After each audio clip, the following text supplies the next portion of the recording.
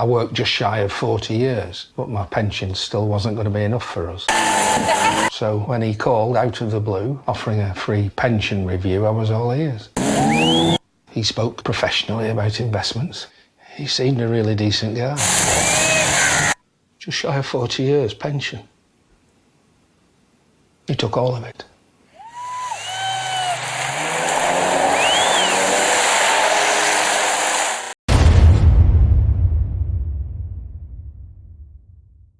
And their close association with religion over the centuries. Thank you, Mark. You're on Sunday nights. John Cleary with you, guiding you through our Olympics special program for Sunday nights, where we're hearing from some of our colleagues on Radio National and other places. And Andrew West joins us now. A week or so ago, a couple of weeks ago now, before the Olympics, the big celebration in the UK. Queen Elizabeth on the throne for 6 decades, marking her Diamond Jubilee. And one prominent British Conservative and a strong admirer of the Queen is asking if the woman who is also Supreme Governor of the Anglican Church has done enough to defend the Christian heritage and character of Britain. He's Peter Hitchens, as irascible as his brother, but coming from a completely different direction. Here's Andrew West. Peter Hitchens, thank you for being part of the program. My pleasure. How central is the institution of the monarchy to faith in British life? I think it might be the other way round, actually. I think that continued existence of the monarchy, which I'm not by any means sure can be sustained very much longer, is a recognition in our system of government of the sovereignty of God. And in fact, the coronation service, which of course nobody has seen since 1953 and which people have forgotten, is very, very specific about this. Will you, to the utmost of your power, maintain the laws of God and the true profession of the gospel, maintain in the United Kingdom the Protestant Reformed religion established by law? Will you maintain and preserve inviolable the settlement of the Church of England and the doctrine, worship, discipline and government thereof? All this I promise to do. One of the problems that we face in modern Britain is that when the next coronation service comes around, I cannot myself see how we can conduct it in the way in which it was conducted in 1953, because we have become, in the intervening years, so irreligious, so indifferent to faith, so unable to believe that it might have any importance in our lives. I think there's a very big strain between the two things. Yes, I'm looking now in front of me at the coronation service, June 1953. It is an Anglican liturgy. It's a Holy Communion service. You think that that is simply not going to be possible for the Prince of Wales when he assumes the throne? Well, I hope that it's possible, but I have to say I don't see any sign that it will be. I think the pressures to make it a multicultural and a multi-faith, and indeed an all-faiths and none event in a Britain which is legally committed, I have to tell you, to a formula called equality and diversity, which places the Christian religion on the same footing as every other religion, that is to say, on the same footing as Islam, Hinduism, Jainism, Buddhism, anything you like. That's what equality means in this case, and dethrones it as the established religion of this country. I don't see how they can conduct a specifically Anglican, Protestant, British coronation service of the kind that took place in 1953. I will be amazed if that is what happens. Well, Peter, that might suit the Prince of Wales because, as you well know, there's been this long-standing quote that's been out there from Prince Charles and renewed again. I think I'm looking at an article from the Daily Telegraph in November 2008 where he wishes to be known as the defender of faith. So maybe such a multi-faith coronation would suit him. I don't really understand Charles's position on this and a lot of other things. I know, for instance, that he is personally very committed to the continued use of the 1662 prayer book, and he's a traditionalist in many things.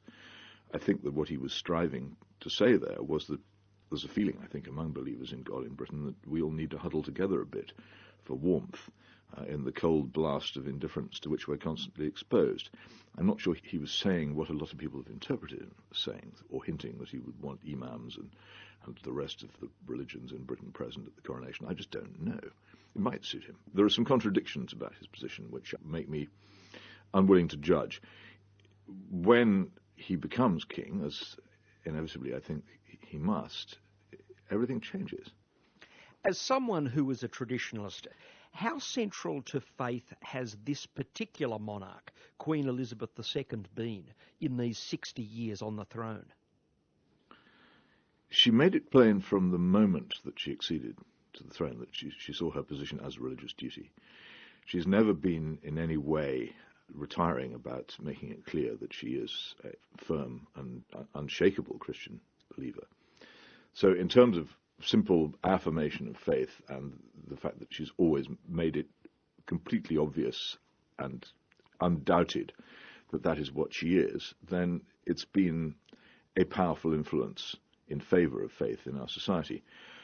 Whether as a monarch she could have done more in terms of her potential to advise, warn and stand up against things which she disliked, whether she could have done more to preserve the Christian nature of our society, I'm not sure.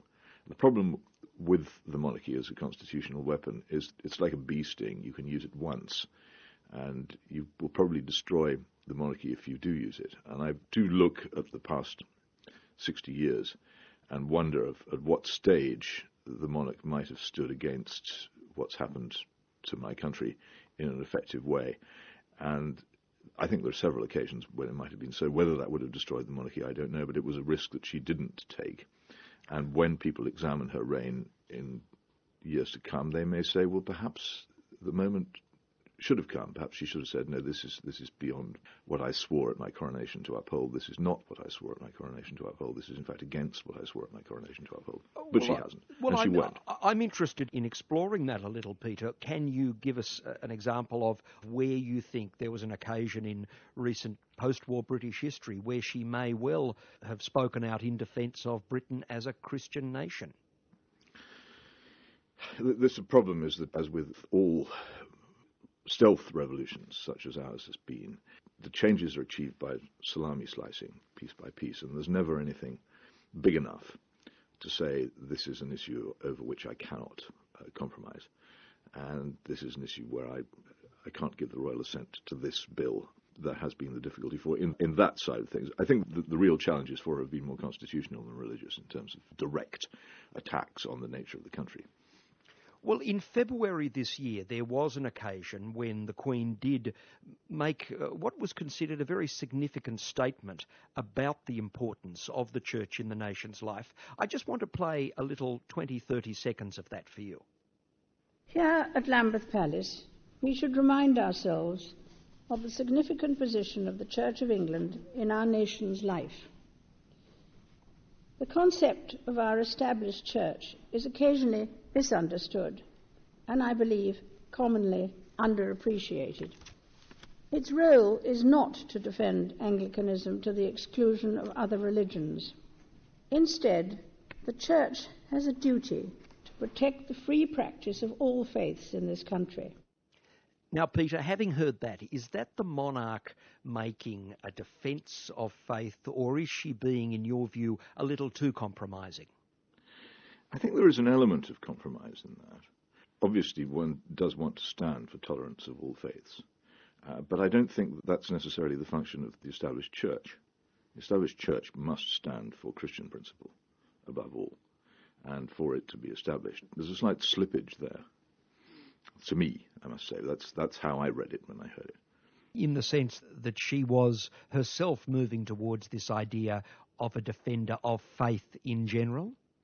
There's something slightly multicultural about it, for me. And again, these things are always on the edge of a remark, in a subtlety. No one ever stands up directly and says, well, actually, Britain is no longer formally a Christian country. This is no longer a Christian monarchy. We are now a multi-faith country. It's never been written down and said as such, but bit by bit it becomes the case. And I think that those words seem to me to be part of that bit by bit. You're a defender, as I understand, of the establishment nature of the Church of England. Why is that? Because if it goes, then the last formal recognition of the Christian nature of our laws and origin, of the Christian nature of our country, will have gone. I think that the establishment itself used not to be anything like as important as it now is. Its destruction now would be a symbolic triumph for those who want this country to be formally secular. They want disestablishment. I have to not want it. I'm compelled to defend it because I know that the enemies of what I believe in would rejoice if it happened. Because the enemies of Christianity would rejoice if the church were disestablished, then I think the friends of Christianity have to defend it, even though there are aspects of it that they might themselves not be particularly keen on. It has now become a symbolic battlefield which the secularists and the atheists want to win. They want to see the church disestablished. Well, in that case, I want to make sure it stays established. There's a bishop friend of mine in Australia who is a very strong traditionalist, a great respecter of the monarchy.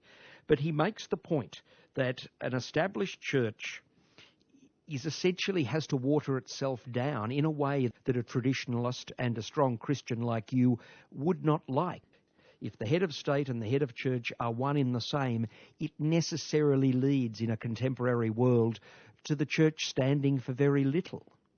I don't think it necessarily leads to that. It has led to that because, in many cases, the church has not been prepared to defend its principles. And it's given way. Most fundamentally, it's given way, I think, on the question of marriage and everything that goes with it. But it's also given way on the question of education and a number of other things. It didn't have to give way on those things. When the church and the Christian religion fights the modern world, it's not necessary that the church always loses or that it always surrenders. But it has been the case in Britain over the past 60 years that that's what it's done. The fact that that's what it's done doesn't mean that's what had to happen. I think it's much more a reflection on the feebleness of the church in the face of secularization than on the nature of establishment. Now, it's been said, including by the Queen herself in various speeches over the years, that she takes to heart this idea of the servant monarch, the servant queen. How have you observed that in her reign over 60 years? I think that she does regard herself, and I don't think there's any question in the conduct of her personal life, she does regard herself as a minister. And you know as well as I do that a minister is, that people think it's a government official, but in Christian language it is somebody who serves. She sees duty as the main driving force of her life, duty to fulfill at all times and in all places, to do the things she is supposed to do rather than things that she wants to do. I think it has been a life very much of self-sacrifice and self-discipline, where she's functioned entirely as a person whose task has been to be the respected, to have a kind of purity, to be above and outside the squalor of the secular world, to be beyond reproach. She is said to attend church almost every Sunday, almost never missing an occasion, and yet the church which she leads does appear to be struggling. Your book, The Rage Against God, has a rather elegiac tone about it. What has become of the Church of England under this monarch? It had happened to the church long before she acceded to the throne. There is this point one has to make over and over again. She's not the head of the church. She is the supreme governor, which simply means that she prevents anybody else from being above the Archbishop of Canterbury. She exercises no executive authority over the church, whatever. The head of the church is the Archbishop of Canterbury, not the Queen. And the whole point of the 37th of the 39 Articles is the Bishop of Rome, as they refer to him, shall have no jurisdiction in this realm of England. And that the headship of the church is a constitutional device to make sure that the church is independent of any kind of foreign control. But in terms of the decline of the church, it really began in 1914, as did so many of our misfortunes and the First World War, when the political, religious and cultural establishment of the country all flung themselves into support of a war which was wrong and futile and which resulted in the deaths of the best people in the country, and an event from which we've never recovered. Not merely did we lose so many incredibly valuable people, that a whole generation of scientists, of authors, of priests, of poets, of fathers of families, of engineers, of anything like, a huge, catastrophic loss of people, and also a catastrophic loss of the right to govern among our our governing classes because they had made a very, very serious mistake which had cost the country not merely a large number of valuable lives but also most of its wealth. And no institution that was strong in 1914 has ever recovered from that. The process of decline which followed the First World War has continued and accelerated ever since, and I think it reached top speed during the reign of Elizabeth II. You also, though, I think, point to a softening of theology in the Anglican Church. In your book, you make the point where you say that the penitence, the notion of penitence that was so central to the Anglican text, the Book of Common Prayer, is very unpopular now. In fact, very few clerics want to emphasise that. Well, the whole liturgy has been rewritten, and it's been rewritten in language of devastating banality, but it's also been rewritten in language which has deliberately, as far as I can see, cut out the fundamental penitence of the 1662 book. And if you look at the difference between the two, it isn't just linguistic, it is also theological.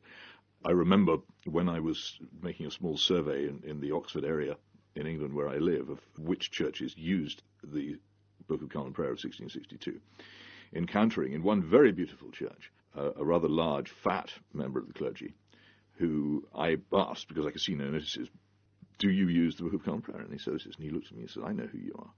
I know what you're doing. And then he said, I hate Cranmer's theology of penitence, with a real fury and passion, such as you very seldom hear in the voices of the Anglican clergy. They don't tend to get passionate about anything much, and he was really passionate against penitence. It suddenly came home to me that this is what it was really all about. It wasn't just about beauty and language and modernization. It was about a desire to put that aside. The Anglican service of morning prayer begins with a general confession. I've followed too much the devices and desires of my own heart. I am a miserable offender. It is absolutely penitential act, and it's essential to Anglican worship, or it was. Now it's either gone or it's been replaced by something much, much milder, and I think that has to be significant. They aren't prepared to be strong in that matter. But what is the broader theological meaning that you're getting at there? Because it's a fascinating point that you make. I think the broader theological meaning is that the Church of England has abandoned individual conscience in favour of social conscience. In many ways, it became, during the 1945 to 51 Labour government, a lot of the Anglican clergy regarded themselves as Christian socialists who believed that the government of the time, the most left-wing radical government Britain had had since Cromwell, was a government which was bringing about the kingdom of heaven. And they believed that the Church's task was more or less over. And indeed, the Archbishop of Canterbury, William Temple himself, was very much a leader of that school of thought. Yes, that's right. And they gave up, for instance, at that point, their control over a huge number of secondary schools. Although the Church had been one of the main founders of education for the poor in Britain, it handed over most of its secondary schools, oddly enough not its primary schools, to state control in return for a pie-crust promise of regular Christian worship, which of course has been almost entirely abandoned now in English state schools. It just doesn't happen anymore in any proper sense. It was an exchange of individual conscience for social conscience, and much of Anglican worship and much of Anglican prayer and much of Anglican involvement now is involved with campaigns against third world debt or general attacks on poverty as a whole, and statements which are, as far as I'm concerned, politically of the left. And there isn't really very much attempt to confront the individual with his conscience and to require the individual to be penitent, and there isn't very much mention of sin. You didn't quietly author that line in the wonderful episode of Yes Minister all those years ago, Peter, where they said that Anglican bishops were now required to be a cross between a socialist and a socialite. No. But it sounds like it sums up your attitude. Well, there are some... Let's not go too far in this direction. There remain in the Anglican Church quite a lot of clergy who are serious, and even some bishops who seem to me to have some traces of seriousness involved. So let's not dismiss it entirely. We'd be worse off without it. But there is a weakness and a willingness to retreat in it. And there's also, as there is in so much of British life, a decline of a belief that the real purpose of religion is for the individual to confront eternity, to understand that he is a sinner, that there is no possibility of goodness without grace, and to swap that for the idea that a general social conscience, a general belief in doing good through taxation and welfare, through foreign aid, through charity is all that's really needed. And the old, hard, individual Christian belief has been put to one side in favour of what I regard as a false religion of politics. Well, let's come now to the current Archbishop of Canterbury. Rowan Williams has announced his early retirement at the end of the year. You wrote of him recently that he was a nice, furry, mild and useless prelate. I mean, is that your total assessment of Rowan Williams? Oh, well, if I'd had longer, I would have said more. More good or bad? I don't know. I think you have to distinguish between the person and the Archbishop. And there's no question, if you meet him, as I have done, he gives off personal goodness, and I don't doubt it, nor do I doubt that his good intentions. But on what foundation does he then proceed? There doesn't seem to be any confident assertion in anything that he does of the Christian faith. You say that Rowan Williams has had difficulty defending some basic Christian positions. I think the whole church has had difficulty defending some basic Christian positions. If you look at the one fundamental thing which the church has failed to defend during really most of the 20th century, and certainly the first part of the 21st, it's the idea that marriage means what it says. The great lines in the marriage service, for richer, for poorer, for better, for worse, sickness and in health, till death us do part, actually mean what they say. And I think that retreat, the acceptance of divorce, the increased willingness to remarry divorced persons, the compromises on that have been disastrous for the Christian religion. If it doesn't stand for that, then what on earth does it stand for? And if it doesn't stand for the strong marriage and the fortress of the family in the howling wilderness of modern secular society, then what does it have? And it has given up on this. At the same time to have given up, as I've said, on being deeply involved in the education and nurture of the young. It's almost suicidal. The place where people learn the Christian faith is at home, in the family, and it's in Christian schools. And if you dismantle the married family or make it a temporary shifting thing, and if you remove yourself from the schools, then you condemn yourself in the end to a slow death. And that's what they've done. There doesn't seem to be any consciousness about this. On a more stylistic or aesthetic level, your portrait of the Anglican Church, as you would like it, is a seductive one. I mean, it is, as George Orwell said, old maids bicycling to Holy Communion in the morning mist. But is that lost forever, Peter? Are you really yearning for the impossible? Well, that's George Orwell's summary from a position of a slightly unhappy outsider who had been brought up as an Anglican and who had some affection for the Anglican Church. I don't see it as old maids biking to Holy Communion in the morning mist. I see it as the authorized or King James version of the Bible. I see it as the Book of Common Prayer. I see it as hymns, ancient and modern. I see it as a tremendous collection of inspirational and overpowering architecture and music. I see it as an enormous aesthetic and philosophical force for God in our society. And it still has all these things available if it wants to use them. But by and large, it turns away from them. The Book of Common Prayer is actually barely used in most churches. There are statistical ways of filling this. There are sort of old people's specials held at 8 o'clock in the morning and the occasional cathedral evensong. But in general, if you go to the main service in an Anglican Church, it's conducted in a banal modern language. The hymns, ancient and modern, which became a very powerful part of Anglican worship in the 19th and early 20th centuries, have been largely abandoned in favour of trite modern ditties with poor music and worse lyrics. The architecture, well, where possible, they mutilate it. It's quite funny, actually. The modern Anglican clergy are often, especially if they're of the Catholic wing, dress up in robes of immense medieval splendour. But you can't let an Anglican dean be in charge of a great cathedral for very long before he starts some sort of hideous pestilential modernization of it. Well, I have to say, I'm sure that if they followed the same practice with the great cathedrals and churches as they have done with the prayer book, they'd knock them all down and replace them with concrete lumps. Well, it isn't restricted to Britain. I do know of a church here in Sydney that's being built, and I think the vestry is referred to as backstage, and the sanctuary itself is referred to as the stage. You make, over many columns and writing, a critique of multiculturalism that is widely shared. But there's an essential contradiction, isn't there, in that if you look at the one area of growth, and this certainly applies to churches in Australia, if you look at the one area of growth that it is experiencing, it is in some of Britain's multicultural communities, those Caribbean communities, those African communities. You're making a mistake. You're mistaking multiracial for multicultural. The two things are very different. I'm very happy for there to be a multiracial society. I don't have any problem about that at all, but it should have one culture.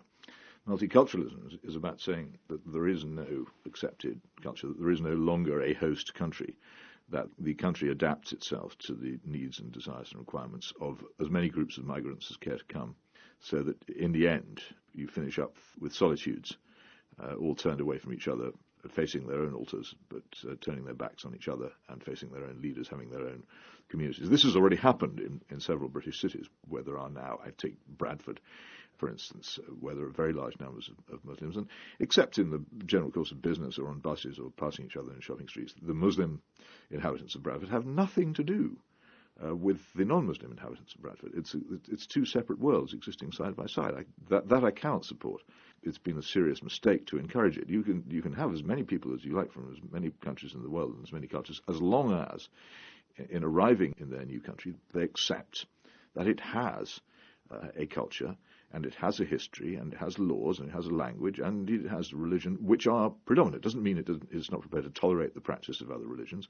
It doesn't mean it forbids the speaking of other languages, but it does mean that those who come, and those who continue to live, having come, accept that these are the dominant parts of the culture and that they don't challenge them. Multiculturalism is actually used by those who want to dismantle the culture of an existing country as an excuse to say to those who wish to preserve the monoculture that they are in some way bigoted or racially prejudiced. Your point is... Which is a slander, but a slander before which an awful lot of people will naturally retreat. But you do have to distinguish very strongly between multicultural and multiracial.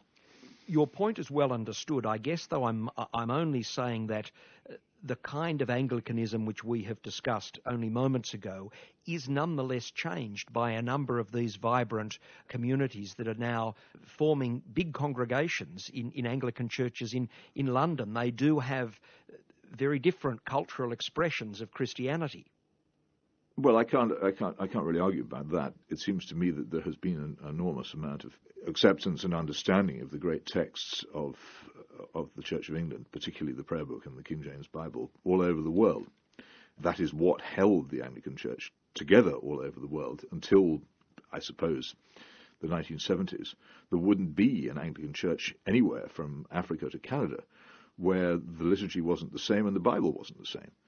They got rid of those texts, not wholly because it had a tin ear, but also because it found in them disturbing and worrying statements which it no longer wished to hear about what Christian faith is really about. Peter, finally, I can't let you go without asking you a question that fascinates everyone in Australia, and that is about Rupert Murdoch, but it's very specific. In recent hearings before the Leveson inquiry, Rupert Murdoch's Presbyterian background was invoked, partly to explain his friendship with the former Prime Minister Gordon Brown. To what extent do you think that anti-establishment, non-conformist religious tradition that Rupert Murdoch comes from explains a lot of his attitudes expressed through his media towards religion and towards the Queen? Well, I have to say I'd never sought for a religious explanation of any of Mr. Murdoch's attitudes towards Britain. I always thought it was a straightforward, old-fashioned Australian, how shall I say... Well, he is the grandson. I don't want to get there. I don't want to upset anybody here, but it seems to me that there are some Australians who have, especially since Gallipoli, viewed England as, and again since Singapore in 1942 as well, who viewed England and Britain as not exactly an enemy, but perhaps a rather lofty, snobbish, overbearing society which doesn't really deserve them. I can see where that point of view comes from, but I've never seen it as having much to do with religion. And indeed, if you look at Mr. Murdoch's newspapers and television stations, there's not all that much evidence of very strong religious commitment in them either, I don't think. No, but there is a long history of antagonism towards the royal family. As I say, it's quite a surprise to me to even examine the possibility that Rupert Murdoch has any religious motivations whatever. But if he does, then good. I hope that he repents of quite a lot of the things that he's done. Well, on that note, Peter Hitchens, it's been a pleasure to have you with us. I appreciate your time. Thank you very much. And thank you, Andrew West, Peter Hitchens, brother of the late irascible Christopher, and just as contentious.